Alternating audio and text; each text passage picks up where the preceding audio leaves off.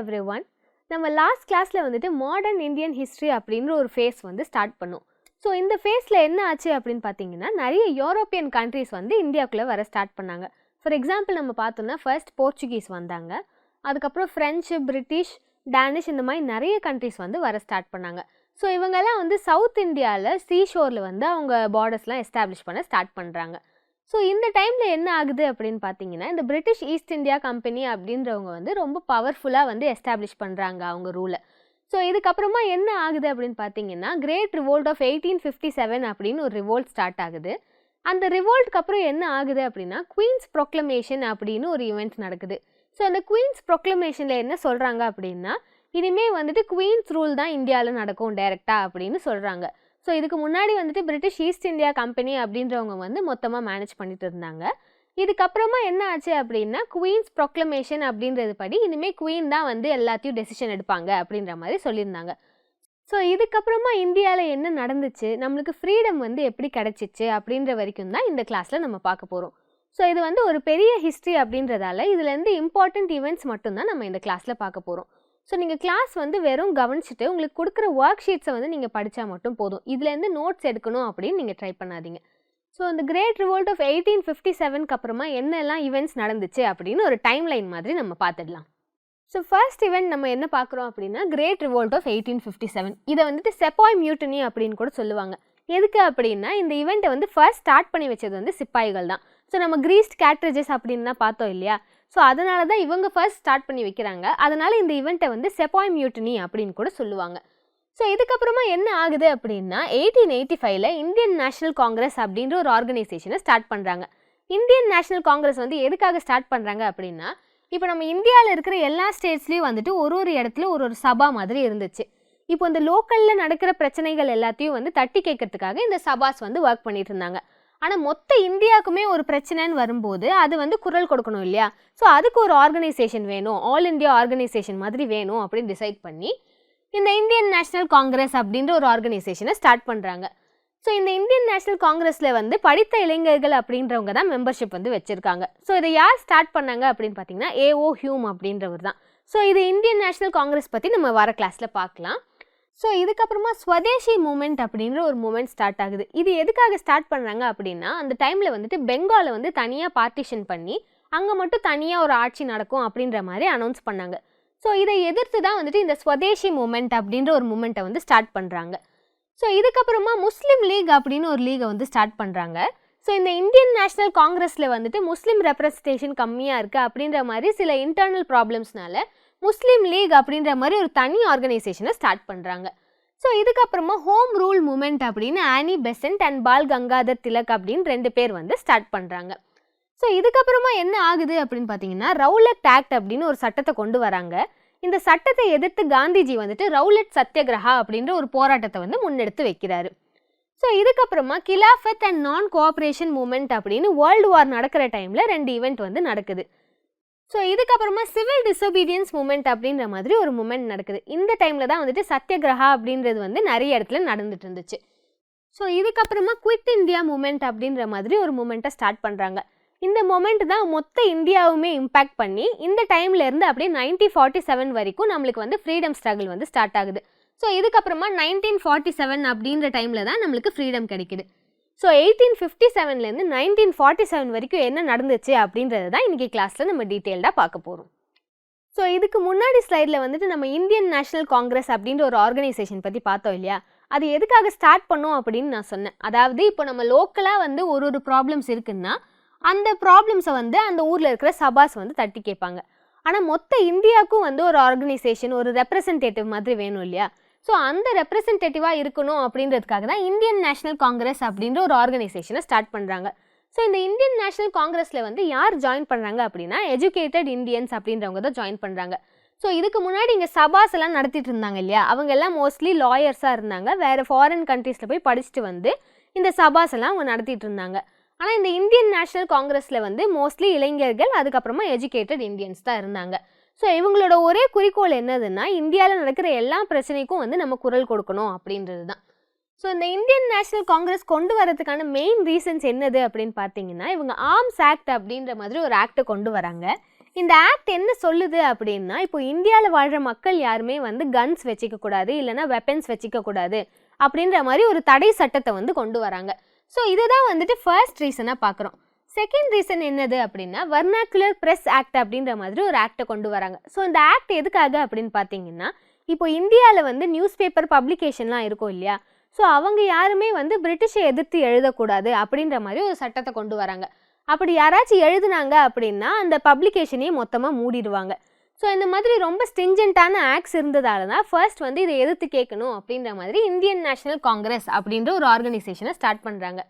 இந்த இடத்துல உங்களுக்கு புரிஞ்சிருக்கும்னு நினைக்கிறேன் மீடியா எவ்வளோ முக்கியம்னு. இப்போ உங்கள் ஊரில் ஒரு பிரச்சனை நடக்குது அப்படின்னா அதை வந்து யார் வந்து மெசேஜ் கொடுப்பாங்க? மீடியா அப்படின்ற ஒரு பர்சன் தான். ஸோ அப்போ நியூஸ் பேப்பர் அப்படின்ற ஒரு விஷயம் இல்லை அப்படின்னா கண்டிப்பாக வந்து என்ன நடக்குது அப்படின்னு மற்ற ஊரில் இருக்கிற மக்கள் யாருக்குமே தெரியாது. ஸோ இதை மெயின் குறிக்கோளாக வச்சுட்டு தான் இந்த வெர்னாக்குலர் ப்ரெஸ் ஆக்ட் அப்படின்ற ஒரு ஆக்டை வந்து கொண்டு வராங்க. ஸோ இந்த 2 இம்பார்ட்டன்ட் ரீசன்ஸ் வச்சு தான் இந்தியன் நேஷனல் காங்கிரஸ் அப்படின்ற ஒரு ஆர்கனைசேஷனை ஃபார்ம் பண்ணுறாங்க. ஸோ இந்த இந்தியன் நேஷனல் காங்கிரஸை வந்து 72 டெலிகேட்ஸ் ஃபர்ஸ்ட் வந்து ஒன்று கூடுறாங்க. அந்த 72 டெலிகேட்ஸ் சேர்ந்து தான் வந்துட்டு இந்த ஆர்கனைசேஷனை ஃபார்ம் பண்ணுறாங்க. அப்போ இந்த ஆர்கனைசேஷனை யார் ஃபார்ம் பண்ணாங்க அப்படின்னு பார்த்தீங்கன்னா, ஏஓ ஹியூம் அப்படின்றவர் தான். இவர் வந்துட்டு பிரிட்டிஷில் வந்துட்டு ஒரு கவர்மெண்ட் ஆஃபீஸராக இருந்திருக்காரு. இவர் ரிட்டையர் ஆனதுக்கப்புறமா இந்த ஆர்கனைசேஷனை ஸ்டார்ட் பண்ணியிருக்காரு. ஸோ இதுக்கு வந்து வருஷம் ஒரு மீட்டிங் மாதிரி வைப்பாங்க. அந்த மீட்டிங் வந்து ஃபர்ஸ்ட் பாம்பேயில் வச்சு அதுக்கான பிரசிடெண்ட்டாக யாரை தேர்ந்தெடுத்திருக்காங்க அப்படின்னா WC பானர்ஜி அப்படின்றவர் தான். ஸோ இவங்க வந்து என்ன குறிக்கோளோடு இந்த ஆர்கனைசேஷனை ஸ்டார்ட் பண்ணாங்க அப்படின்னா, இப்போ இந்திய மக்களை வந்து நம்ம ஆட்சி செய்யணும் அப்படின்னா அப்போ இந்தியன்ஸ்க்கு என்ன வேணும் அப்படின்னு தெரிஞ்சிருக்கணும் இல்லையா. ஸோ அதுக்காக சில மக்கள் வேணும் அப்படின்றதுனால இந்தியன் அட்மினிஸ்ட்ரேஷனில் வந்து சில பேர் இருக்கணும், இந்தியன் பீப்புள் எஜுகேட்டட் பீப்புள் இருக்கணும் அப்படின்ற மாதிரி ஒரு டிமாண்டை வைக்கிறாங்க. ஸோ செகண்டாக என்ன டிமாண்ட் வைக்கிறாங்க அப்படின்னு பார்த்தீங்கன்னா, இப்போ இந்த ஹை கோர்ட், சிவில் கோர்ட், இந்த மாதிரி நிறைய கோர்ட்ஸ் எல்லாம் இருக்குது இல்லையா. ஸோ அந்த கோர்ட்டில் எல்லாம் பார்த்தீங்கன்னா பிரிட்டிஷ் ஒஃபீஷியல்ஸ் தான் நிறைய பேர் இருந்தாங்க. அதே மாதிரி நிறைய பவர் இருக்கிற போஸ்ட் எல்லாத்துலேயும் கூட பிரிட்டிஷ் பீப்புள் தான் இருந்தாங்க. ஸோ இந்த போஸ்ட்டில் எல்லாம் இந்தியன்ஸும் இருக்கணும் அப்படின்ற மாதிரி செகண்ட் டிமாண்டை வந்து வைக்கிறாங்க. ஸோ தேர்ட் முக்கியமான டிமாண்ட் என்னது அப்படின்னு பார்த்தீங்கன்னா, இப்போ இந்தியாவில் வந்துட்டு நீங்கள் ஒரு பதவி வந்து ஏற்றுக்கணும் அப்படின்னா அதுக்கு வந்து நீங்கள் லண்டனில் போய் எக்ஸாம் எழுதுகிற மாதிரி இருந்துச்சு அந்த டைமில். ஸோ இப்போ இந்த எக்ஸாமினேஷன் எழுதணும் அப்படின்னாலே நீங்கள் லண்டன் போகிற அளவுக்கு உங்களுக்கு வந்து வசதி வாய்ப்பு இருக்கணும் இல்லையா. ஸோ அப்போ உங்களுக்கு வந்து அந்த ஆப்பர்ச்சுனிட்டிஸ் கிடைக்காம போகுது. ஸோ இந்த ஆப்பர்ச்சுனிட்டிஸ் எல்லாம் வந்து நம்மளுக்கு ஈஸியாக கிடைக்கணும் அப்படின்றதுனால லண்டனில் வந்து இனிமேல் எக்ஸாமினேஷன்ஸ் வைக்கக்கூடாது, இந்தியாக்கான எக்ஸாமினேஷன்ஸை வந்து இந்தியாவிலே நடத்தணும் அப்படின்ற மாதிரி ஒரு கோரிக்கையை வைக்கிறாங்க. ஸோ இந்த முக்கியமான கோரிக்கைகளை வந்து முன்னெடுத்து வச்சு தான் இந்தியன் நேஷனல் காங்கிரஸ் அப்படின்ற ஒரு ஆர்கனைசேஷனை ஃபார்ம் பண்ணுறாங்க. ஸோ இந்த இந்தியன் நேஷனல் காங்கிரஸ் வந்து ஆரம்பித்ததுலேருந்து இண்டிபெண்டன்ஸ் வரைக்குமே நம்ம 3 ஃபேஸாக வந்து பிரித்து பார்க்கலாம். ஸோ ஃபர்ஸ்ட் ஃபேஸ் என்னது அப்படின்னா மாட்ரேட் ஃபேஸ் அப்படின்னு சொல்லுவாங்க. ஸோ இந்த டைமில் வந்துட்டு நிறைய படித்த இளைஞர்கள்லாம் இருக்காங்க. இவங்களுக்கெல்லாம் என்ன வேணும் அப்படின்னு பார்த்தீங்கன்னா டொமினியன் ஸ்டேட்டஸ் அப்படின்னு சொல்லுவாங்க. டொமினியன் ஸ்டேட்டஸ் அப்படின்றது என்னதுன்னா, இப்போ பிரிட்டிஷ் வந்து இந்தியாவை ரூல் பண்ணிட்டு இருக்காங்க இல்லையா, ஆனால் அதுக்குள்ளேயே வந்துட்டு இந்தியன் அட்மினிஸ்ட்ரேஷன் நடக்கட்டும், இது வந்து ஒரு பிரிட்டிஷ் எம்பையராகவே இருந்தாலும் அதுக்குள்ளே இருக்கிற அட்மினிஸ்ட்ரேஷன் வந்து இந்தியன்ஸ் பண்ணட்டும் அப்படின்ற மாதிரி ஒரு கோரிக்கையை வந்து எடுத்து வைக்கிறாங்க. ஸோ இதுதான் வந்துட்டு மாட்ரேட்ஸ் அப்படின்ற ஒரு குரூப் ஆஃப் பீப்புள் வந்து முன்னெடுத்து வைக்கிறாங்க அவங்க கோரிக்கையாக. ஸோ இதுக்காக அவங்க எப்படியெல்லாம் வந்து கோரிக்கை வைக்கிறாங்க அப்படின்னா, இவங்க வந்து பெட்டிஷன்ஸ் போடுவாங்க பிரிட்டிஷ் கவர்மெண்ட்டுக்கு, இந்த மாதிரி எங்களுக்கு இந்த ஃபெசிலிட்டிஸ் வேணும், இந்த மாதிரி எங்களுக்கு ஆட்சி செய்யணும் அப்படின்ற மாதிரி அவங்க கோரிக்கையெல்லாம் எழுதி போடுவாங்க. அதே மாதிரி பிரிட்டிஷ் ஆஃபீஸர்ஸ் கிட்ட வந்து அவங்க சஜஷன்ஸ் எல்லாம் கொடுப்பாங்க, அவங்க ப்ளீட் பண்ணுவாங்க. ஸோ இந்த மாதிரி பீஸ்ஃபுல் மெத்தட்ஸில் தான் வந்துட்டு இந்த மாட்ரேட் ஃபேஸ் அப்படின்ற ஒரு ஃபேஸ் வந்து போயிருக்கு. ஸோ இதில் வந்து யார் இருந்திருக்காங்க அப்படின்னு பார்த்தீங்கன்னா எஜுகேட்டட் அப்பர் கிளாஸ் பீப்புள் தான் இருந்திருக்காங்க. ஸோ நிறைய படித்த இளைஞர்கள் வெளியூரில் போய் படிச்சுட்டு வந்திருக்காங்க இல்லையா, அவங்க எல்லாம் மட்டும்தான் இந்த மாட்ரேட் ஃபேஸ் அப்படின்ற ஃபேஸில் வந்து ஆட்சி பண்ணிட்டு இருக்காங்க. ஸோ செகண்ட் ஃபேஸ் நம்ம என்ன பார்க்குறோம் அப்படின்னா எக்ஸ்ட்ரமிஸ்ட் ஃபேஸ் அப்படின்னு சொல்லுவாங்க. ஸோ இந்த மாதிரி மாட்ரேட்டாக ரொம்ப காமாக நம்ம கேட்டுக்கிட்டே இருந்தோம்னா நம்ம டிமாண்ட்ஸ் எதுவுமே வந்து நடக்கலை அப்படின்ற மாதிரி அவங்களுக்கு ஒரு அதிருப்தி வருது. ஸோ இந்த டைமில் வந்துட்டு இன்னொரு குரூப் ஆஃப் பீப்புள் வந்து வராங்க இந்தியன் நேஷனல் காங்கிரஸ்குள்ளே. அவங்கள தான் நம்ம எக்ஸ்ட்ரமிஸ்ட் அப்படின்னு சொல்கிறோம். எக்ஸ்ட்ரமிஸ்ட் அப்படின்னா வந்து பாசிவ் ரெசிஸ்டன்ஸ் காமிப்பாங்க. அதாவது இதில் வந்து ஒரு அதிருப்தி இருக்குது அப்படின்னா ஒரு போராட்டம் மாதிரியோ ஒரு கிளர்ச்சி மாதிரியோ வந்து பண்ணி பிரிட்டிஷ் கவர்மெண்ட்டை வந்து அப்பப்போ டிஸ்டர்ப் பண்ணிக்கிட்டே இருப்பாங்க. ஸோ இதனாலேயே வந்துட்டு நிறைய போராட்டங்கள் வந்து இந்த டைமில் நடக்குது. ஸோ இதுலேயும் வந்துட்டு யார் இருக்காங்க அப்படின்னு பார்த்தீங்கன்னா இந்த அர்பன் பீப்புள், மெயினாக இந்த சிட்டிஸ்குள்ளே இருக்காங்க இல்லையா, இந்த பாம்பே, கால்கட்டா, சென்னை, இந்த மாதிரி மெயின் ஏரியாஸில் இருக்கிறவங்க தான் வந்துட்டு இதை பற்றி ஒரு விழிப்புணர்வோடு பார்ட்டிசிபேட் பண்ணுறாங்க. ஸோ இந்த ஃபேஸை தான் வந்துட்டு நம்ம எக்ஸ்ட்ரமிஸ்ட் ஃபேஸ் அப்படின்னு சொல்கிறோம். ஸோ தேர்ட் ஃபேஸ் என்னது அப்படின்னு பார்த்தீங்கன்னா காந்தியன் ஃபேஸ் அப்படின்னு சொல்லுவாங்க. ஸோ இந்த டைமில் தான் வந்துட்டு மகாத்மா காந்தி சவுத் ஆஃப்ரிக்காலேருந்து இந்தியாவுக்கு வராரு. ஸோ இதுக்கப்புறமா நடக்கிற நிறைய சத்தியகிரகாஸ் எல்லாத்தையும் இவர் தான் லீட் பண்ணுறாரு. ஸோ இந்த டைம்லேருந்து இண்டிபெண்டன்ஸ் வரைக்கும் இருக்கிற ஒரு ஃபேஸை தான் நம்ம காந்தியன் ஃபேஸ் அப்படின்னு சொல்கிறோம். ஸோ காந்தியன் ஃபேஸில் வந்து நம்ம என்ன வேணும் அப்படின்னு கேட்டிருக்கோம்னா சம்பூர்ண ஸ்வராஜ் அப்படின்னு சொல்லுவாங்க. அதாவது எங்களுக்கு இந்த டொமினியன் ஸ்டேட்டஸ் எல்லாம் வேண்டாம், எங்களுக்கு கம்ப்ளீட்டாக ஒரு இண்டிபெண்டன்ஸ் கொடுத்துருங்க அப்படின்ற மாதிரி ஒரு கோரிக்கையை முன்னெடுத்து வைக்கிறாங்க. ஸோ இந்த இடத்துல வந்து யாரெல்லாம் பார்ட்டிசிபேட் பண்ணுறாங்க அப்படின்னு பார்த்தீங்கன்னா அர்பன் ரூரல்னு பாகுபாடே இல்லாமல் எல்லா மக்களுமே வந்து இந்த பார்ட்டிசிபேஷன் கொடுக்குறாங்க. ஸோ இந்த 3 ஃபேஸை தான் வந்துட்டு இந்தியன் நேஷ்னல் காங்கிரஸை வந்து நம்ம பிரித்து பார்க்குறோம்.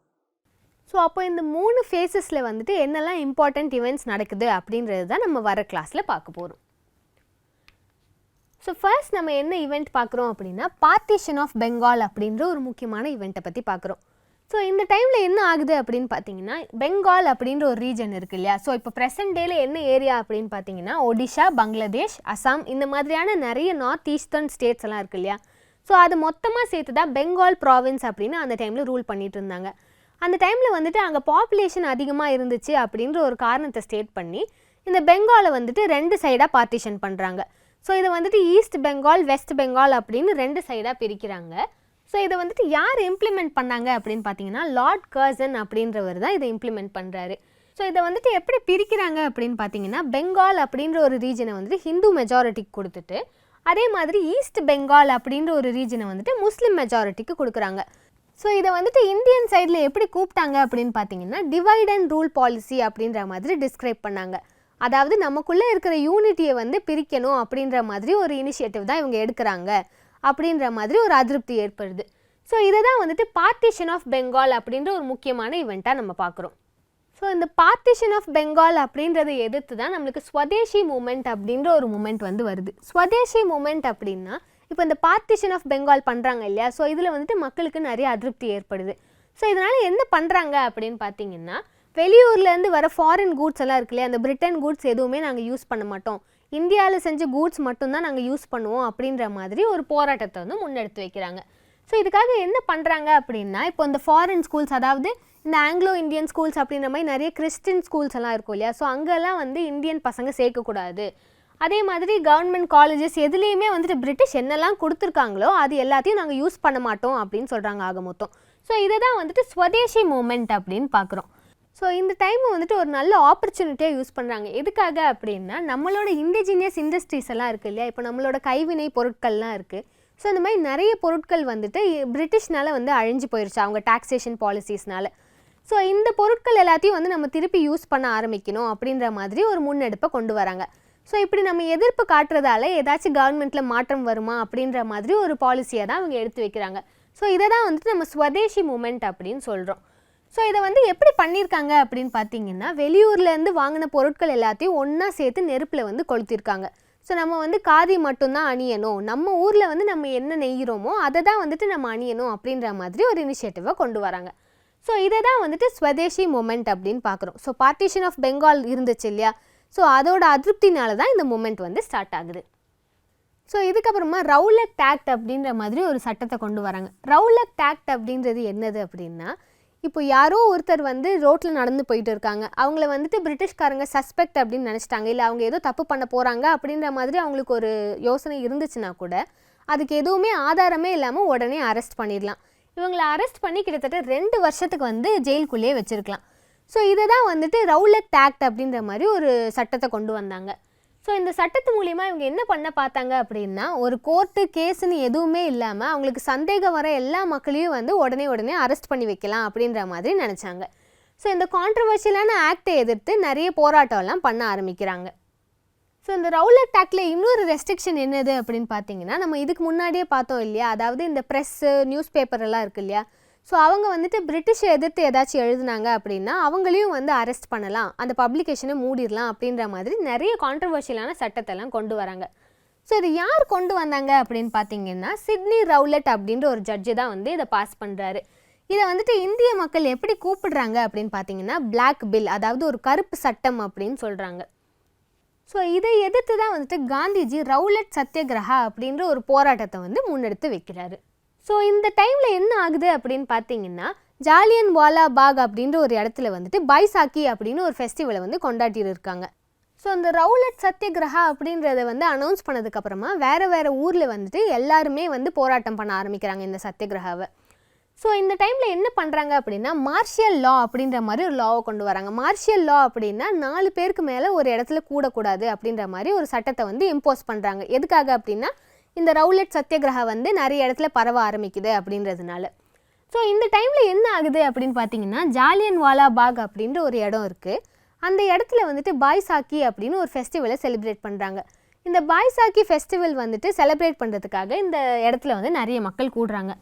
இது போக இந்த இடத்துல யாரெல்லாம் கூடுறாங்க அப்படின்னு பார்த்தீங்கன்னா இந்த ரவுலட் சத்தியகிரகா இருக்கு இல்லையா, ஸோ இந்த ரவுலட் ஆக்டை எதிர்த்து யாரெல்லாம் வந்து போராட்டம் பண்ணுறாங்களோ அந்த மக்களுமே வந்து இந்த இடத்துல இருக்காங்க. ஸோ இப்போ வந்துட்டு 2 குரூப் ஆஃப் பீப்புள் வந்து இந்த இடத்துல இருக்காங்க அப்படின்னு நீங்கள் தெரிஞ்சுக்கோங்க. ஸோ இது வந்து எப்படி பார்க்குறாங்க அப்படின்னா பிரிட்டிஷ் சைடில், ஸோ இவங்க எல்லாருமே வந்து போராட்டம் பண்ண தான் வந்திருக்காங்க அப்படின்ற மாதிரி ஒரு கண்ணோட்டத்தில் பார்க்குறாங்க. ஸோ அப்போ என்ன பண்ணுறாங்க அப்படின்னா ஜென்ரல் டயர் அப்படின்றவர் வந்து அவர் படை எல்லாத்தையும் இங்கே கூட்டிகிட்டு வர்றாரு. இந்த இடத்துக்கு வந்து உள்ளே போகணும் அப்படின்னா ஒரு என்ட்ரன்ஸ் மட்டும்தான் இருந்துச்சு. அந்த என்ட்ரன்ஸை மொத்தமாக முற்றுகையிட்டு உள்ளே இருந்த மக்கள் எல்லார் மேலேயும் வந்து ஷூட்டிங் பண்ணியிருக்காங்க. ஸோ இந்த இடத்துல வந்து குழந்தைகள், பெண்கள், இந்த மாதிரி நிறைய பேர் இருந்திருக்காங்க. ஆனால் அதுக்கு பாரபட்சமே பார்க்காம நிறைய ஷூட்டிங் பண்ணி கிட்டத்தட்ட ஆயிரக்கணக்கான மக்கள் வந்துட்டு அவங்க வாழ்க்கையை இழந்துட்டாங்க. ஸோ இந்த ஃபயரிங் எவ்வளோ நேரம் போயிருக்கு அப்படின்னு பார்த்தீங்கன்னா கிட்டத்தட்ட 10 மினிட்ஸ்க்கு வந்து நடந்திருக்கு. நம்மளுக்கு தெரிஞ்ச வரைக்கும் ஒரு ஆயிரக்கணக்கான மக்கள் அப்படின்னு சொல்லியிருக்காங்க. ஆனால் எக்ஸாக்டாக எத்தனை பேர் வந்து அவங்க வாழ்க்கையை இழந்திருக்காங்க அப்படின்னு நம்மளுக்கு தெரியாது. ஸோ இந்த இன்சிடெண்ட்டை தான் வந்துட்டு நம்ம ஜாலியன் வாலா பாக் மேசக்கர் அப்படின்னு சொல்கிறோம். ஸோ இந்த ஜாலியன் வாலா பாக் மேசக்கரை எதிர்த்து எந்த விதமான நடவடிக்கையும் எடுக்கலை, சரியா? ஸோ இதனால் என்ன பண்ணுறாங்க அப்படின்னா ஒரு அதிருப்தி வந்து நடக்குது நிறைய லீடர்ஸ்க்கு நடுவில். ஸோ இதனால் ரவீந்திரநாத் தாகூர் அப்புறமா மகாத்மா காந்தி இந்த மாதிரி நிறைய ஆட்கள் வந்துட்டு அவங்களோட டைட்டில்ஸை வந்து பிரிட்டிஷ்கிட்ட திருப்பி கொடுத்துட்றாங்க. இவங்களுக்கு வந்து ஒரு கௌரவ பட்டம் மாதிரி ஒருத்தருக்கும் கொடுத்துருந்தாங்க பிரிட்டிஷ் சைட்லேருந்து. அது எல்லாத்தையும் இவங்க வந்து திருப்பி கொடுத்துட்டாங்க. ஸோ இதுதான் வந்துட்டு ஜாலியன் வாலா பாக் மேசக்கர் அப்படின்னு நம்ம பார்க்குறோம். ஸோ ஃபர்ஸ்ட் இது எப்படி ஸ்டார்ட் ஆகுது அப்படின்னா ரவுலட் சட்டம் அப்படின்ற மாதிரி ஒரு சட்டத்தை கொண்டு வராங்க. இதை எதிர்த்து ரவுலட் சத்தியகிரகா அப்படின்னு காந்திஜி ஸ்டார்ட் பண்ணுறாரு. ஸோ இந்த ரவுலட் சத்தியகிரகா தான் இங்கே நடக்குது அப்படின்னு தவறுதலாக புரிஞ்சுக்கிட்டு இங்கே வந்துட்டு ஒரு மேசக்கர் நடக்குது. இதை தான் வந்துட்டு நம்ம ஜாலியன் வாலா பாக் மேசக்கர் அப்படின்னு சொல்கிறோம். ஸோ இந்த டைமில் பேரலாக என்ன நடக்குது அப்படின்னு பார்த்தீங்கன்னா வேர்ல்டு வார் வந்து நடக்குது. ஸோ இந்த வேர்ல்டு வாரில் வந்துட்டு இந்தியன் மக்கள்லாம் இருக்காங்க இல்லையா, ஸோ நம்ம ஆர்மியில் வந்து இருந்த மக்கள் எல்லாரையும் கூட இந்த வேர்ல்டு வாரில் வந்து பார்ட்டிசிபேட் பண்ண சொல்கிறாங்க. ஸோ இதனால் வந்துட்டு இந்தியாவில் நிறைய ரிசோர்ஸஸ் வந்து கம்மியாக ஸ்டார்ட் பண்ணுது. இந்த மாதிரி நிறைய அதிருப்தி இருக்கிறதுனால ஒரு மூமெண்ட்டை வந்து ஸ்டார்ட் பண்ணுறாங்க. இந்த மூமெண்ட்டை தான் வந்துட்டு ஹோம் ரூல் மூமெண்ட் அப்படின்னு சொல்லுவாங்க. ஹோம் ரூல் மூமெண்ட் அப்படின்னா வந்துட்டு இப்போ இந்தியா அப்படின்ற ஒரு இடத்த வந்து நம்மளே ஆட்சி செஞ்சுக்கலாம், ஆனால் இது வந்து பிரிட்டிஷ் கண்ட்ரோல்குள்ளேயே இருக்கட்டும் அப்படின்ற மாதிரி ஒரு கண்டிஷனை வந்து எடுத்து வைக்கிறாங்க. ஸோ இதை வந்து யார் நடத்துகிறாங்க அப்படின்னு பார்த்தீங்கன்னா ஆனி பெசன்ட் அப்படின்றவங்களும் பால் கங்காதர் திலக் அப்படின்றவங்களும் ஸ்டார்ட் பண்ணுறாங்க. ஆனி பெசன்ட் அப்படின்றவங்க வந்து ஒரு ஐரிஷ் நாட்டை சேர்ந்த பெண்மணி. பால் கங்காதர் திலக் அப்படின்றவர் வந்து ஒரு இந்தியன். ஸோ இவங்க 2 பேருமே ஒன்று கூடி தான் இந்த மொமெண்ட்டை வந்து ஸ்டார்ட் பண்ணுறாங்க. ஸோ பேசிக்லி இந்த மொமெண்ட்டில் என்ன பண்ணுறாங்க அப்படின்னு பார்த்தீங்கன்னா இந்தியாவில் இருக்கிற நிறைய இளைஞர்களுக்கு போய் நம்மளுக்கு வந்து ஃப்ரீடம் வேணும், ஃப்ரீடம்னா என்னது அப்படின்ற மாதிரி அவங்களுக்கு வந்து ஒரு புரிதலை வந்து உண்டாக்குறாங்க. ஸோ இதனால் என்ன பண்ணுறாங்க அப்படின்னு பார்த்தீங்கன்னா பிரிட்டிஷ் சைட்லேருந்து மாண்டேக் கிளெம்ஸ்ஃபோர்ட் அப்படின்றவர் வந்து ஒரு மாண்டேக் டிக்ளரேஷன் அப்படின்னு ஒரு டிக்ளரேஷனை விடுறாரு. ஸோ இந்த டிக்ளரேஷனில் என்ன சொல்லியிருக்காங்க அப்படின்னு பார்த்தீங்கன்னா இந்தியாவுக்கு வந்துட்டு அட்மினிஸ்ட்ரேஷனில் நாங்கள் நிறைய பங்கு தரோம் அப்படின்ற மாதிரி ஒரு வாக்குறுதி கொடுக்குறாரு. இந்த டிக்ளரேஷனை வந்து ஃபர்ஸ்ட் ஆனி பெசன்ட் வந்து வரவேற்கிறாங்க. ஆனால் அதுக்கப்புறமா வருஷங்கள் கடந்து போகும்போது இதை எதுவுமே இம்ப்ளிமெண்ட் பண்ணப்படலை அப்படின்றதுனால திருப்பி வந்து நிறைய மொமெண்ட்ஸ் வந்து ஸ்டார்ட் பண்ணுறாங்க. ஸோ இதை தொடர்ந்து வர ஒரு ஈவெண்ட்டை தான் வந்துட்டு நம்ம கிலாஃபத் அண்ட் நான் கோஆப்ரேஷன் மூமெண்ட் அப்படின்னு சொல்கிறோம். ஸோ இது வந்து 2 இண்டிவிஜுவல் மூமெண்ட்ஸாக இருக்குது. கிலாஃபத் மூமெண்ட்ஸ் அப்படின்றது வந்துட்டு முகமது அலி ஜின்னா தலைமையில் நடத்துகிறாங்க. நான் கோஆப்ரேஷன் மூமெண்ட் அப்படின்றது வந்து இந்தியன் நேஷனல் காங்கிரஸ் வந்து நடத்துகிறாங்க. ஸோ இந்த முகமது அலி ஜின்னா அப்படின்றவர் வந்து இந்தியன் நேஷனல் காங்கிரஸில் ஒரு மெம்பராக இருந்தார். அதுக்கப்புறமா அவங்களுக்கு ஒரு அதிருப்தி இருக்குது, அதாவது முஸ்லிம்ஸ் வந்து இங்கே வந்து ரெப்ரசன்ட் பண்ணப்படலை அப்படின்ற மாதிரி சில குளறுபாடுகள் இருந்ததால் இவர் தனியாக வந்துட்டு முஸ்லீம் லீக் அப்படின்ற மாதிரி ஒரு ஆர்கனைசேஷனை ஸ்டார்ட் பண்ணுறாரு. ஸோ இவங்க தனித்தனியாக என்ன தான் இயங்கிட்டு இருந்தாலும் இந்த ஈவெண்ட் அப்போ இவங்க 2 பேருமே ஒன்று சேர்றாங்க. ஸோ அப்போ இந்த ஈவெண்ட் என்னது அப்படின்னு பார்த்தீங்கன்னா டர்க்கியில் வந்துட்டு கேலிஃப் அப்படின்ற ஒரு பதவி இருக்கும். ஸோ அதாவது இப்போ ஒரு மத தலைவர் அப்படின்ற மாதிரி இருப்பாங்க, அவங்க தான் வந்துட்டு அந்த நாட்டை வந்து ஆட்சி செய்வாங்க. ஸோ இந்த கேலிஃப் ஆஃப் டர்க்கியை வந்துட்டு வேர்ல்டு வார் அப்போ அரெஸ்ட் பண்ணுறாங்க. ஸோ இதை எதிர்த்து தான் வந்துட்டு இந்த கிலாஃபத் மூமெண்ட் அப்படின்ற ஒரு மூமெண்ட்டை வந்து ஸ்டார்ட் பண்ணுறாங்க. ஸோ இதே மாதிரி நான் கோஆப்ரேஷன் மூமெண்ட் அப்படின்ற மாதிரி இந்தியன் நேஷனல் காங்கிரஸும் வந்து ஒரு மூமெண்ட்டை ஸ்டார்ட் பண்ணுறாங்க. ஸோ இது என்னது அப்படின்னு பார்த்தீங்கன்னா, இப்போது பிரிட்டிஷ் வந்து ஏதாவது நடத்துகிறாங்க, ஒரு ப்ரோக்ராம் நடத்துகிறாங்க, இல்லை ஏதாவது ஒரு வெல்ஃபேர் ஸ்கீம் வந்து கொடுக்குறாங்கன்னா அது எதையும் வந்து நாங்கள் ஏற்றுக்க மாட்டோம். ஸோ இந்த டைமில் தான் வந்துட்டு சால்ட் சத்தியகிரகா அப்படின்ற மாதிரி நிறைய பார்ட்ஸில் வந்துட்டு ஒரு சத்தியகிரகா நடக்குது. ஸோ அப்போ இந்த சால்ட் சத்தியகிரகா எதுக்காக நடக்குது அப்படின்னு பார்த்தீங்கன்னா, அந்த டைமில் வந்துட்டு ஒரு டேக்ஸ் மாதிரி போடுறாங்க. எது மேலே டேக்ஸ் போடுறாங்க அப்படின்னா, இந்த உப்பு வந்து நம்ம எடுத்து சாப்பிட்றோம் இல்லையா, ஸோ அதுக்காக வந்து தனியாக ஒரு டேக்ஸை போடுறாங்க. எந்த பொருள் மேலே டேக்ஸ் போடுறாங்க அப்படின்னு பார்த்தீங்கன்னா, சால்ட் அப்படின்ற ஒரு பேசிக் கமாடிட்டி மேலே டேக்ஸ் போடுறாங்க. ஸோ சால்ட் மாதிரியான ரொம்ப பேசிக் விஷயத்துக்கு கூட டேக்ஸ் வந்து அதிகமாக செலுத்துறதுனால மக்களுக்கு வந்து ஒரு அதிருப்தி ஏற்படுது. ஸோ இதை எதிர்த்து தான் வந்துட்டு இந்த சத்தியகிரகாவை வந்து ஸ்டார்ட் பண்ணுறாங்க. ஸோ இந்த சத்தியகிரகா ஃபர்ஸ்ட் எங்கே ஸ்டார்ட் ஆகுது அப்படின்னு பார்த்தீங்கன்னா, சபர்மதி ஆசிரம் அப்படின்ற ஒரு இடத்துல ஸ்டார்ட் ஆகி தண்டி அப்படின்னு குஜராத்தில் வந்து ஒரு இடம் இருக்குது. ஸோ அது வரைக்கும் வந்து இவங்க நடந்து போய் உப்பு வந்து எடுக்கிறாங்க. ஸோ இதை தான் வந்துட்டு தண்டி மார்ச் அப்படின்னு சொல்லுவாங்க, இல்லைனா சால்ட் சத்தியகிரகா அப்படின்னு சொல்லுவாங்க. ஸோ இந்த டைமில் என்ன ஆகுது அப்படின்னு பார்த்தீங்கன்னா, பூர்ண ஸ்வராஜ் அப்படின்ற ஒரு டேவை வந்து அப்சர்வ் பண்ணுறாங்க. பூர்ண ஸ்வராஜ் அப்படின்னா கம்ப்ளீட் இண்டிபெண்டன்ஸ் அப்படின்னு அர்த்தம். ஸோ நம்மளுக்கு வந்துட்டு மொத்தமாகவே சுதந்திரம் வேணும், இந்தியா அப்படின்ற ஒரு இடத்த வந்து நம்ம தான் ஆட்சி செய்யணும் அப்படின்ற மாதிரி நிறைய குறிக்கோள் வந்து வச்சுருக்காங்க. ஸோ இந்த காரணத்துக்காக தான் நம்ம 26 ஜான்வரி அப்படின்ற நாள் ரிப்பப்ளிக் டே அப்படின்னு செலிப்ரேட் பண்ணுறோம். ஸோ அந்த சத்தியகிரகா நடக்கிற டைமில் என்ன பண்ணுறாங்க அப்படின்னு பார்த்தீங்கன்னா, நிறைய மக்களை வந்து அரெஸ்ட் பண்ணுறாங்க. ஸோ நான் முன்னாடியே சொன்ன மாதிரி இந்தியாவில் வந்து நிறைய இடத்துல வந்து இந்த சத்தியகிரகா வந்து முன்னெடுத்து வைக்கிறாங்க. நம்ம சவுத் இந்தியாவில் கூட இந்த மாதிரி நிறைய சத்தியகிரகா வந்து நடந்துட்டு இருந்துச்சு. ஸோ அவங்க எல்லாரையும் பிரிசனில் வச்சுருந்ததுக்கப்புறமா 1931 வந்து காந்தியை வெளியே விடுறாங்க. அதுக்கப்புறமா காந்தி வந்துட்டு ஐர்வின் அப்படின்ற ஒரு பர்சனை வந்து மீட் பண்ணுறாரு.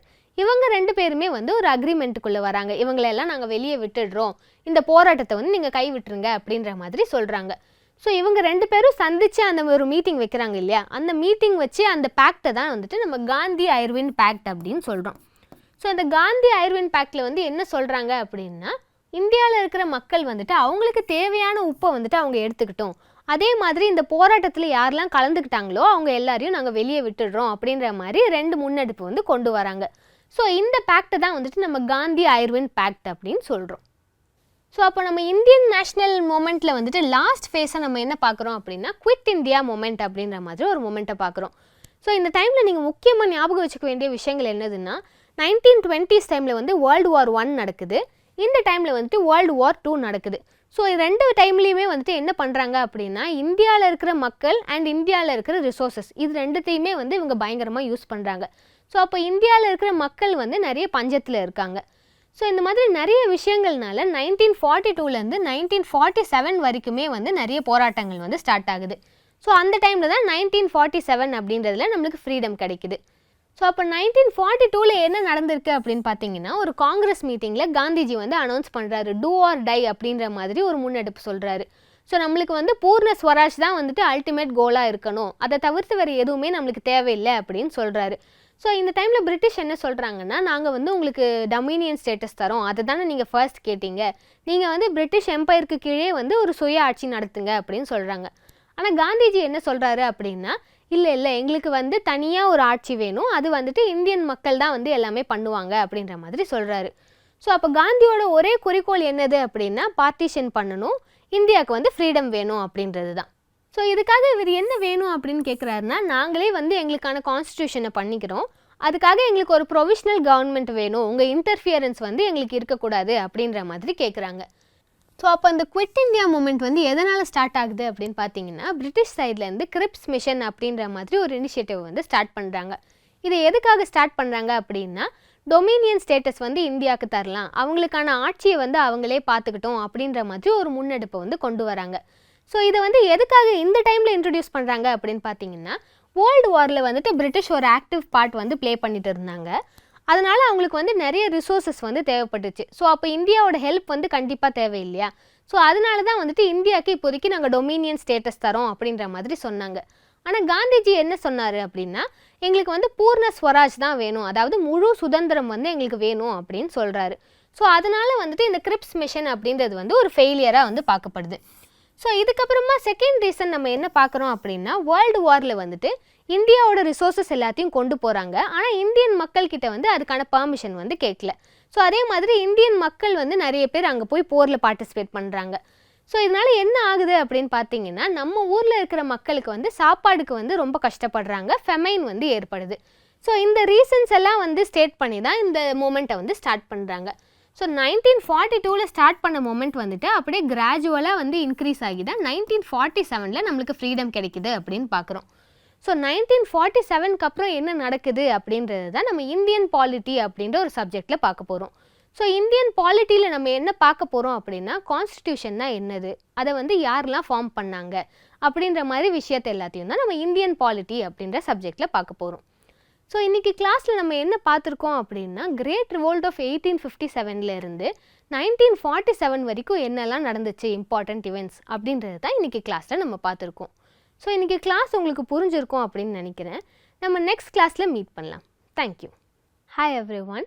நம்ம இந்த செஷனில் இந்த வீக்கான கரண்ட் அஃபேர்ஸ் எல்லாத்தையும் ஒரு ரவுண்ட் அப் மாதிரி பார்த்துடலாம். நம்ம எப்போவுமே பார்க்குற மாதிரி ஃபர்ஸ்ட் நேஷ்னல் நியூஸ் பார்த்துடலாம். ஸோ இன்றைக்கான ஃபர்ஸ்ட் நியூஸ் என்னது அப்படின்னு பார்த்தீங்கன்னா இந்தியாவிலேருந்து 3 புது ராம்சார் சைட்ஸ் வந்து ஆட் பண்ணியிருக்காங்க. அப்போது இந்த ராம்சார் சைட்ஸ் அப்படின்றது என்னதுன்னா வெட்லேண்ட்ஸ் அப்படின்ற ஒரு ஏரியா இருக்குது அப்படின்னா அதை ப்ரொடெக்ட் பண்ணுறதுக்காக புதுசாக ஒரு கன்வென்ஷன் வந்து யுனெஸ்கோவில் கொண்டு வந்தாங்க. ஸோ அந்த கன்வென்ஷனை தான் நம்ம ராம்சார் கன்வென்ஷன் அப்படின்னு சொல்லுவோம். ஸோ ஃபர்ஸ்ட் டைமாக உலகத்திலே வந்து ஒரு நிலப்பரப்பை வந்து பாதுகாக்கணும் அப்படின்ற மாதிரி ஒரு ஜியாகிரஃபியை வச்சு கொண்டு வராங்க இந்த கன்வென்ஷனை. ஸோ இதுக்கு முன்னாடி நம்ம பார்த்தது வந்து கிளைமேட் சேஞ்ச்காக கன்வென்ஷன் இருக்கும், இல்லைனா வந்து என்வாயர்மெண்ட் ப்ரொடெக்ஷன், இந்த மாதிரி நிறைய ரீசன்ஸ்க்காக கன்வென்ஷன் கொண்டு வருவாங்க. ஆனால் ஒரு ஜியாகிரபிக்கல் ஃபீச்சர், அதாவது சதுப்பு நிலம் மாதிரி ஒரு இடத்த வந்து ப்ரொடெக்ட் பண்ணுறதுக்காக ஃபர்ஸ்ட் டைமாக ஒரு கன்வென்ஷனை கொண்டு வராங்க. அந்த கன்வென்ஷனை தான் நம்ம ராம்சார் கன்வென்ஷன் அப்படின்னு சொல்லுவோம். ஸோ இந்த ராம்சார் கன்வென்ஷனில் இப்போ என்ன நியூஸ் அப்படின்னு பார்த்தீங்கன்னா இந்தியா வந்துட்டு 3 புது சைட்ஸை வந்து ஆட் பண்ணியிருக்காங்க. அந்த 3 சைட் எங்கே இருக்குது அப்படின்னு பார்த்தீங்கன்னா 2 தமிழ்நாட்டிலையும் 1 வந்து மத்திய பிரதேஷ்லேயும் இருக்குது. ஸோ இதுக்கு முன்னாடி நம்மக்கிட்ட வந்து 83 சைட்ஸ் இருந்துச்சு ஜான்வரி பிரகாரம். ஆனால் இப்போ நம்மக்கிட்ட வந்து 85 சைட்ஸ் இருக்குது. இதில் வந்து ஹையஸ்ட் கான்ட்ரிபியூட்டர் யார் அப்படின்னு பார்த்தீங்கன்னா தமிழ்நாடு அப்படின்ற ஸ்டேட் தான். ஸோ தமிழ்நாடு கிட்ட இப்போதைக்கு 18 ராம்சார் சைட்ஸ் வந்து இருக்குது. ஸோ இந்த சதுப்பு நிலம் எதுக்காக இம்பார்ட்டண்ட் அப்படின்னு பார்த்தீங்கன்னா ஃபர்ஸ்ட் வந்துட்டு நம்மளுக்கு ஆக்சிஜன் வந்து நிறைய ஹோல்ட் பண்ணுறதுக்கு இந்த லேண்ட் ரொம்ப அவசியமாக இருக்குது. செகண்ட் எதுக்காக இம்பார்ட்டண்ட்டாக இருக்குது அப்படின்னு பார்த்தீங்கன்னா நம்மளுக்கு கிளைமேட் சேஞ்ச் நடக்குது இல்லையா. ஸோ இந்த வெட்லேண்ட்ஸ் இல்லை அப்படின்னா நம்மளுக்கு வந்து கிளைமேட் சேஞ்ச் வந்து இன்னும் ஸ்பீடாக வந்து நடக்க ஸ்டார்ட் ஆயிரும். ஸோ இந்த 2 ரீசன்ஸ்னால தான் வந்து ராம்சார் கன்வென்ஷன் அப்படின்ற ஒரு கன்வென்ஷனை கொண்டு வந்து இந்த சதுப்பு நிலம் எல்லாத்தையும் வந்து ப்ரொடெக்ட் பண்ண ஸ்டார்ட் பண்ணாங்க. ஸோ இது போக இன்னொரு முக்கியமான ரீசன் என்னது அப்படின்னு பார்த்தீங்கன்னா இந்த பறவைகள்லாம் இருக்குது இல்லையா, தண்ணியில் மட்டுமே வாழ்கிற சில பறவைகள், அதாவது இந்த சதுப்பு நிலத்தில் மட்டுமே வாழக்கூடிய சில பறவைகள்லாம் இருக்கும். ஸோ இந்த மாதிரி பறவைகள் எல்லாம் வந்து அவங்க ஹேபிடேட்டில் இருக்கணும்னா அப்போ அந்த ஹேபிடேட்டை வந்து அழியாமல் நம்ம பார்த்துக்கணும் இல்லையா. ஸோ அதனால தான் வந்துட்டு ராம்சார் கன்வென்ஷன் அப்படின்ற ஒரு கன்வென்ஷனை வந்து யுனைடெட் நேஷன்ஸில் ஸ்டார்ட் பண்ணாங்க. அதுக்கு கீழே தான் இப்போ நம்ம 3 சைட்ஸ் வந்து இன்ட்ரடியூஸ் பண்ணியிருக்கோம். இதுதான் வந்து இந்த நியூஸ்க்கான ஹைலைட்டாக நம்ம பார்க்குறோம். ஸோ செகண்ட் நியூஸ் என்னது அப்படின்னு பார்த்தீங்கன்னா நீலக்குறிஞ்சி அப்படின்ற ஒரு பூவை வந்துட்டு IUCN ரெட் லிஸ்ட் அப்படின்ற ஒரு லிஸ்ட்டில் வந்து சேர்த்துருக்காங்க. ஸோ இந்த IUCN ரெட் லிஸ்ட் அப்படின்றது என்னதுன்னா இப்போ ஒரு என்டேஞ்சர்ட் ஸ்பீஷீஸ் இருக்குதுன்னு வச்சுக்கோங்களேன், ஒரு பறவையாக இருக்கட்டும், ஒரு பூவாக இருக்கட்டும், இந்த மாதிரி எந்த ஸ்பீஷீஸ்லாம் என்டேஞ்சர்டாக இருக்கோ அது எல்லாத்தையும் வந்து இந்த லிஸ்ட்டில் சேர்த்துருவாங்க. இந்த லிஸ்ட்டில் வந்து சேர்த்துட்டாங்க அப்படின்னா அதை வந்து கன்சர்வ் பண்ணுறதுக்கு அந்த கவர்மெண்ட் வந்து எல்லா மெஷர்ஸுமே எடுக்கணும். ஸோ அப்போ அந்த லிஸ்ட்டில் எந்த பூவை இப்போ ஆட் பண்ணியிருக்காங்க அப்படின்னா நீலக்குறிஞ்சி அப்படின்ற ஒரு பூவை வந்து ஆட் பண்ணியிருக்காங்க. ஸோ நம்மளுக்கு பழமொழியெல்லாம் சொல்லுவாங்க இல்லையா, குறிஞ்சி பூ பூத்தார் போல அப்படின்னு. அப்படின்னா இந்த குறிஞ்சி பூ வந்துட்டு 12 வருஷத்துக்கு ஒரு வாட்டி தான் பூக்கும். இது வந்து எங்கெல்லாம் வந்து நம்ம கண்டுபிடிக்கலாம் அப்படின்னு பார்த்தீங்கன்னா வெஸ்டர்ன் காட்ஸ் அப்படின்ற ரீஜனில் மட்டும்தான் இந்த பூவை வந்து நம்ம பார்க்க முடியும். ஸோ ஸ்பெசிஃபிக்காக எந்த ஏரியாவில் அப்படின்னு பார்த்தீங்கன்னா நீல்கிரிஸ், மூணார், பழனி ஹில்ஸ். ஸோ இந்த 3 ரீஜன்ஸில் தான் வந்துட்டு இந்த குறிஞ்சி பூ வந்து பூக்கும். ஸோ இந்த டைமில் இதை வந்து ஏன் ப்ரிசர்வ் பண்ணும் அப்படின்னு பார்க்குறாங்கன்னா கிட்டத்தட்ட 30% பாப்புலேஷன் வந்து குறைஞ்சிருச்சு. எதனால் குறைஞ்சிச்சு அப்படின்னு பார்த்தீங்கன்னா இந்த இடத்துல வந்து ஹியூமன் ஆக்டிவிட்டி அதிகமானதால் அதோட நிலப்பரப்பு வந்து கம்மியாயிட்டே வருது. ஸோ அது வளர்கிறதுக்கு இடம் இல்லாமல் போயிடுச்சு. செகண்ட் ரீசன் என்ன பார்க்குறோம் அப்படின்னா இப்போ பொல்யூஷன் மாதிரியான காரணங்கள்னால இதுக்கு வந்து வளர்கிறதுக்கு சரியான அட்மாஸ்ஃபியர் வந்து இல்லை. ஸோ இதனால தான் வந்துட்டு இதை ப்ரொடெக்ட் பண்ணணும் அப்படின்ற மாதிரி IUCN அப்படின்ற ஒரு லிஸ்ட்டில் வந்து இதை சேர்த்துருக்காங்க. ஸோ இதுதான் வந்து இந்த நியூஸ்க்கான ஹைலைட்டாக நம்ம பார்க்குறோம். ஸோ அப்போ இந்த நீலக்குறிஞ்சி அப்படின்றது வந்து எதுக்காக இந்தியாவுக்கு இம்பார்ட்டண்ட்டாக இருக்குது அப்படின்னு பார்த்தீங்கன்னா ஃபர்ஸ்ட் வந்துட்டு இது ஒரு மெயின் டூரிஸ்ட் அட்ராக்ஷனாக நம்ம பார்க்குறோம். ஸோ இந்த 12 வருஷத்துக்கு ஒரு வாட்டி பூக்கிறப்போ நிறைய டூரிஸ்ட் வந்து இதை விசிட் பண்ணுவாங்க. ஸோ அதனால் இங்கே வந்து டூரிசம் வந்து பூஸ்ட் ஆகும். ஸோ அதை தான் வந்துட்டு ஒரு இம்பார்ட்டன்ட் ரீசனாக பார்க்குறோம் இதை ப்ரிசர்வ் பண்ணுறதுக்கு. செகண்ட் ரீசன் என்னது அப்படின்னு பார்த்தீங்கன்னா இது வந்து வெஸ்டர்ன் காட்ஸை தவிர வேறு எந்த இடத்துலையுமே வந்து வளராது. ஸோ அதனால் இந்த இடத்துல மட்டுமே வளர்கிற பூவை வந்து நம்ம ப்ரிசர்வ் பண்ணணும் அப்படின்றதுனால இந்த லிஸ்ட்டில் வந்து சேர்த்துருக்காங்க. ஸோ அப்போ இந்த IUCN அப்படின்ற லிஸ்ட் போதைக்கு 1,47,000 ஸ்பீஷீஸ் வந்து இதில் ஆட் பண்ணியிருக்காங்க. இதில் ஆட் பண்ண ஸ்பீஷீஸ் எல்லாத்தையும் அந்தந்த கவர்மெண்ட்ஸ் வந்து ப்ரிசர்வ் பண்ணுறதுக்கு என்னெல்லாம் இனிஷியேட்டிவ் எடுக்கணுமோ அது எல்லாத்தையும் பண்ணிக்கிட்டே இருக்கணும். ஸோ அதுதான் வந்துட்டு இந்த IUCN ரெட் லிஸ்ட்டோட ஸ்பெஷாலிட்டியாக நம்ம பார்க்குறோம். ஸோ அப்போ இந்த IUCNோட ஃபுல் ஃபார்ம் என்னது அப்படின்னு பார்த்தீங்கன்னா international union for conservation of nature அப்படின்றது தான். ஸோ இதுதான் வந்துட்டு இந்த நியூஸோட இம்பார்ட்டன்ட் ஹைலைட்டாக நம்ம பார்க்குறோம். ஸோ செகண்ட் நியூஸ் நம்ம என்ன பார்க்குறோம் அப்படின்னா ஆயுஷ்மான் பாரத் அப்படின்ற மாதிரி ஒரு ஸ்கீம் வந்து சென்ட்ரல் கவர்மெண்ட் வச்சுருக்காங்க. ஸோ இந்த ஸ்கீமில் இது வரைக்குமே என்ன இன்ட்ரடியூஸ் பண்ணியிருக்காங்க அப்படின்னா நீங்கள் கவர்மெண்ட் ஹாஸ்பிட்டல்ஸ்லையோ இல்லை ப்ரைவேட் ஹாஸ்பிட்டல்ஸ்லையோ ட்ரீட்மெண்ட் எடுத்துக்கிட்டீங்க அப்படின்னா உங்களுக்கு வந்துட்டு ஒரு ஹெல்த் இன்சூரன்ஸ் மாதிரி அவங்க ப்ரொவைட் பண்ணுறாங்க. ஸோ இந்த அமௌண்ட் எவ்வளோ அப்படின்னு பார்த்தீங்கன்னா 5 lakhs வந்து கொடுப்பாங்க ஒரு குடும்பத்துக்கு. ஸோ ஒரு வருஷத்துக்கு 5 lakhs கொடுத்தீங்கன்னா அந்த ட்ரீட்மெண்ட் வந்து நீங்கள் எங்கெல்லாம் பார்த்துட்ருக்கலாம்னா கவர்மெண்ட் அண்ட் ப்ரைவேட் ஹாஸ்பிட்டல்ஸில். ஸோ இப்போது இந்த ஸ்கீமில் வந்து புதுசாக என்ன பண்ண ட்ரை பண்ணுறாங்க அப்படின்னா ஆயுஷ் அப்படின்ற ஒரு ஸ்ட்ரீம் ஆஃப் மெடிசன் இருக்குது. அதாவது நம்ம ஊரில் ப்ராக்டிஸ் பண்ணுற ட்ரெடிஷ்னல் மெடிசன்ஸ் எல்லாம் இருக்குது இல்லையா, ஆயுர்வேதா, யுனானி, சித்தா, யோகா இந்த மாதிரி. ஸோ இந்த மெடிசன்ஸ் எல்லாத்தையும் வந்துட்டு நம்ம ப்ராக்டிஸ் பண்ணி இதில் வந்து நீங்கள் ட்ரீட்மெண்ட் எடுக்கிறீங்கன்னா அதையும் வந்துட்டு இந்த ஹெல்த் இன்சூரன்ஸில் கவர் பண்ணலாம் அப்படின்ற மாதிரி ஒரு இனிஷியேட்டிவாக கொண்டு வராங்க. ஸோ இதுதான் வந்துட்டு இந்த நியூஸ்க்கான ஹைலைட்டாக நம்ம பார்க்குறோம். ஸோ நெக்ஸ்ட் நியூஸ் நம்ம என்ன பார்க்குறோம் அப்படின்னா மகாராஷ்டிரா கவர்மெண்ட் வந்துட்டு ரத்னகிரியில் இருக்கிற ஜியோகிளிப்ஸ் அண்ட் பெட்ரோகிளிப்ஸ் அப்படின்ற 2 ஆர்ட்டை வந்து ப்ரிசர்வ் பண்ணணும் அப்படின்ற மாதிரி ஒரு ரூலை கொண்டு வந்திருக்காங்க. ஸோ அப்போ ஜியோகிளிப்ஸ் அப்படின்றது என்னதுன்னா இப்போ ஒரு ஜாமெட்ரிக் பேட்டர்ன் மாதிரி ஏர்த்தில் வரைஞ்சிக்கிட்டே வராங்க அப்படின்னா அதுதான் வந்துட்டு நம்ம ஜியோகிளிப்ஸ் அப்படின்னு சொல்லுவோம். பெட்ரோகிளிப்ஸ் அப்படின்னா இப்போ அந்த ஆனிமல்ஸ் மாதிரியான உருவம் எல்லாம் வரைகிறாங்க இல்லையா, ஸோ அதை வந்து கல்லிலே செதுக்கியிருப்பாங்க. இதை தான் வந்துட்டு நம்ம பெட்ரோகிளிப்ஸ் அப்படின்னு சொல்கிறோம். ஸோ இந்த ஜியோகிளிப்ஸ் அண்ட் பெட்ரோகிளிப்ஸ் வந்து எந்த காலகட்டத்தை சேர்ந்தது அப்படின்னா மீசோலித்திக் எரா அப்படின்னு சொல்லுவாங்க. ஸோ நம்ம வந்து ஹிஸ்ட்ரியில் படிக்கும்போது பேலியோலித்திக், மீசோலித்திக், நியோலித்திக் அப்படின்னு கற்காலங்கள்லாம் படிப்போம் இல்லையா, ஸோ அதில் வந்துட்டு மீசோலித்திக் எராவை சேர்ந்தது இது ரெண்டுமே. ஸோ இந்த ஜியோகிளிப்ஸ் அண்ட் பெட்ரோகிளிப்ஸ் வந்து என்ன நம்மளுக்கு டெபிக் பண்ணுது அப்படின்னா அந்த காலத்தில் வாழ்ந்த மக்கள் வந்துட்டு அவங்க கூட என்ன ஆனிமல்ஸ் எல்லாம் இருந்திருக்கோ அது எல்லாத்தையும் வந்து அவங்க வரைஞ்சி வச்சுருக்காங்க. ஸோ இதை தான் வந்துட்டு நம்ம ஒரு இம்பார்ட்டன்ட் நியூஸாக இங்கே பார்க்குறோம். ஸோ இப்போ வந்து இதை எதுக்காக அனௌன்ஸ் பண்ணியிருக்காங்க அப்படின்னு பார்த்தீங்கன்னா இந்த இடத்துல வந்து ஹியூமன் ஆக்டிவிட்டி நிறைய ஆனதால் இந்த ஆர்ட்டுக்கெல்லாம் ஏதாவது பாதிப்பு வந்துருமோ அப்படின்ற மாதிரி ஒரு கன்சர்னை வந்து முன்னெடுத்து வைக்கிறாங்க. ஸோ யுனெஸ்கோலேருந்து இந்த மாதிரி நிறைய ஆர்ட் இருக்குது இல்லையா, அதுலேருந்து யுனெஸ்கோ வந்து 7 சைட்ஸுக்கு மட்டும் டென்டேட்டிவாக அங்கீகாரம் கொடுத்துருக்காங்க. ஸோ இந்த மாதிரி எல்லா ஆர்ட்டுக்கும் வந்து இவங்க அங்கீகாரம் கொடுத்துட்டாங்க அப்படின்னா எல்லா சைட்ஸையும் வந்து நம்ம ப்ரிசர்வ் பண்ண முடியும், ஹியூமன் ஆக்டிவிட்டி எதுவுமே உள்ளே வர முடியாது. ஸோ அதனால தான் வந்துட்டு இந்த இனிஷியேட்டிவ் வந்து இப்போ எடுத்திருக்காங்க மகாராஷ்டிரா கவர்மெண்ட். ஸோ இந்த சைட்ஸை ப்ரொடெக்ட் பண்ணுறதுக்காகவே மகாராஷ்டிரா கவர்மெண்ட் வந்து தனியாக ஒரு ஆக்ட் வச்சுருக்காங்க. ஸோ இந்த ஆக்டுக்கு கீழே தான் இந்த 2 ஆர்கியலாஜிக்கல் சோர்ஸஸையும் ப்ரொடெக்ட் பண்ணணும் அப்படின்ற மாதிரி கொண்டு வந்திருக்காங்க. ஸோ இதுதான் வந்துட்டு இந்த நியூஸ்க்கான ஹைலைட்டாக பார்க்குறோம். ஸோ நம்ம நெக்ஸ்ட் இன்டர்நேஷ்னல் நியூஸ் என்னெல்லாம் இருக்குது அப்படின்னு பார்க்கலாம். ஸோ நம்ம ஃபர்ஸ்ட் நியூஸ் என்ன பார்க்குறோம் அப்படின்னா எம்பாக்ஸ் அப்படின்ற ஒரு வைரஸ் அவுட் பிரேக் வந்து நம்ம ஃபேஸ் பண்ணுறோம். இது வந்து எங்கே ஸ்டார்ட் ஆயிருக்கு அப்படின்னு பார்த்தீங்கன்னா ஆஃப்ரிக்காவில் ஸ்டார்ட் ஆயிருக்கு. ஸோ ஃபர்ஸ்ட் என்ன இருக்குது அப்படின்னா ஆஃப்ரிக்காவில் இருக்கிற நிறைய கண்ட்ரீஸில் வந்து இது ஸ்ப்ரெட் ஆக ஸ்டார்ட் ஆயிருக்கு.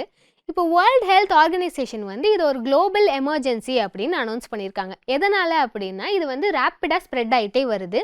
இதில் வந்துட்டு ஒரு புது ஸ்ட்ரெயின் வேறு ஃபார்ம் ஆயிருக்கு. ஸோ இந்த புது ஸ்ட்ரெயின் வந்து எவ்வளோ சிவியராக இருக்குது அப்படின்னா ஆஃப்ரிக்கன் கண்ட்ரீஸ் நிறைய இடத்துல வந்து இது ஸ்ப்ரெட் ஆக ஸ்டார்ட் ஆகுது. ஒரு அஃபெக்டான ஹியூமன் இல்லைன்னா ஒரு ஆனிமல் இருந்துச்சுன்னா அதுக்கிட்ட போனாலே வந்து அது ஸ்ப்ரெட் ஆகிற அளவுக்கு அவ்வளோ சிவியராக இருக்குது. ஸோ இப்போ இதில் புதுசாக என்ன டெவலப்மெண்ட் வந்திருக்கு அப்படின்னு பார்த்தீங்கன்னா யூரோப்பில் வந்துட்டு ஸ்வீடன் அப்படின்ற ஒரு கண்ட்ரி இருக்குது. அந்த இடத்துக்குமே வந்து இது ரீச் ஆயிருக்கு. ஃபர்ஸ்ட் கேஸை வந்துட்டு ஸ்வீடனில் வந்து அனௌன்ஸ் பண்ணியிருக்காங்க ஆஃப்ரிக்காவுக்கு வெளியே ஒரு கண்ட்ரியில். ஸோ இது வந்து எங்கே ரொம்ப சிவியராக பரவிருக்கு அப்படின்னு பார்த்தீங்கன்னா டெமோக்ராட்டிக் ரிப்பப்ளிக் ஆஃப் காங்கோ அப்படின்ற ஒரு இடத்துல தான் வந்து ரொம்ப சிவியராக இருக்குது. ஸோ அந்த இடத்துல வந்து இதை கட்டுப்பாட்டுக்கு கொண்டு வரணும் அப்படின்றதுனால டென்டேட்டிவாக வந்து ஒரு வேக்சினை வந்து அனௌன்ஸ் பண்ணியிருக்காங்க. இந்த வேக்சின் வந்துட்டு ரொம்ப எஃபெக்டிவாக இருக்குமா அப்படின்னு கேட்டால் யாருக்குமே தெரியாது. ஆனால் இப்போ டெம்பரரியாக வந்து ஒரு சொல்யூஷன் வேணும் அப்படின்றதுனால ஒரு வேக்சினேஷனை வந்து இன்ட்ரடியூஸ் பண்ணுறாங்க. ஸோ இதை வந்துட்டு எப்படி கண்டெயின் பண்ணலாம், வேறு கண்ட்ரீஸ்க்கு வந்து ஸ்ப்ரெட் ஆகாமல் நம்ம எப்படி ப்ரொடெக்ட் பண்ணலாம் அப்படின்ற மாதிரி கன்சர்வேஷன் எஃபர்ட்ஸ் எல்லாத்தையும் வந்து எல்லா கண்ட்ரீஸும் எடுக்கிறாங்க. ஸோ இது எல்லாத்தையும் வந்து யார் ஹெட் பண்ணுறாங்க அப்படின்னு பார்த்தீங்கன்னா வேர்ல்டு ஹெல்த் ஆர்கனைசேஷன் தான் ஹெட் பண்ணுறாங்க. ஸோ நான் முன்னாடியே சொன்ன மாதிரி இந்த வேக்சினேஷன் யாருக்கெல்லாம் கொடுத்துருக்காங்க அப்படின்னு பார்த்தீங்கன்னா democratic republic of Congo and Nigeria இந்த 2 கண்ட்ரீஸ்க்கு மட்டும்தான் இப்போ டெம்பரரியாக கொடுத்துருக்காங்க. ஸோ அப்போ இந்த மாங்கி பாக்ஸ் அப்படின்றது வந்து எதனால் ஸ்ப்ரெட் ஆகுது அப்படின்னு பார்த்தீங்கன்னா ஒரு வைரஸ்னால ஸ்ப்ரெட் ஆகுது. இந்த வைரஸ் வந்து எந்த ஃபேமிலியை சேர்ந்தது அப்படின்னு பார்த்தீங்கன்னா ஆர்த்தோபாக்சி வைரஸ் அப்படின்ற ஒரு வைரஸ் ஃபேமிலியை வந்து சேர்ந்தது. இந்த டிசீஸ் வந்து ஒருத்தருக்கு பரவிடுச்சு அப்படின்னா அவங்களுக்கு வந்து நிறைய வீக்கம் மாதிரி இருக்கும், அவங்களுக்கு ஃபீவர் காஃப் இந்த மாதிரி நிறைய சிம்டம்ஸ் வந்து வர ஸ்டார்ட் ஆகும். ஸோ இது வந்து எப்படி ஒரு பர்சன் டு இன்னொரு பர்சன் டிரான்ஸ்மிட் ஆகுது அப்படின்னா ஒரு அஃபெக்டட் பர்சன் பக்கத்தில் இருக்காங்க, அவங்க காஃப் ட்ராப்லெட்ஸ் வந்து உங்கள் மேலே பட்டுச்சுன்னா கூட உங்களுக்கு வந்து ஈஸியாக ஸ்ப்ரெட் ஆகிடும். அதே மாதிரி ஒரு அஃபெக்டட் ஆனிமல் இருக்குன்னா கூட அது வந்து ஈஸியாக உங்களுக்கு ஸ்ப்ரெட் ஆகிடும். ஸோ இப்படி தான் வந்துட்டு எம்பாக்ஸ் அப்படின்ற ஒரு வைரஸ் வந்து ஸ்ப்ரெட் ஆகிக்கிட்டே வருது அப்படின்றது இந்த நியூஸில் நம்ம ஒரு ஹைலைட்டாக பார்க்குறோம். ஸோ இதுதான் வந்துட்டு இந்த நியூஸோட ஹைலைட்டாக நம்ம பார்க்குறோம். ஸோ இந்த வீக்கான நியூஸ் வந்து இவ்வளோ தான். நம்ம நெக்ஸ்ட் வீக் வேறு இம்பார்ட்டன்ட் நியூஸோட மீட் பண்ணலாம். தேங்க்யூ.